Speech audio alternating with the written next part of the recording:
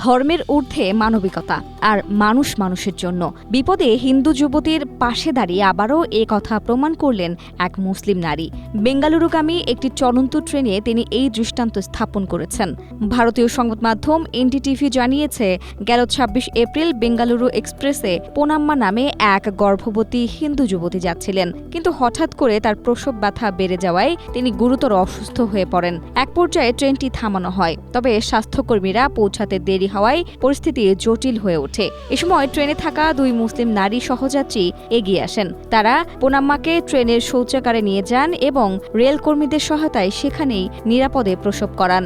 স্বাস্থ্যকর্মীরা পৌঁছানোর আগেই তাদের সহযোগিতায় নবজাতকের জন্ম হয়। স্ট্রবেরি সুপার ডটেড ও ক্লাসিক ভ্যারিয়েন্ট সেন্সেশন জাগুক শিহরণ। পরে বানতল স্টেশনে অ্যাম্বুলেন্সের ব্যবস্থা করা হয় এবং মা ও শিশুকে হাসপাতালে পাঠানো হয়। চিকিৎসকরা জানিয়েছেন, মা ও নবজাতক দুজনেই সুস্থ আছেন।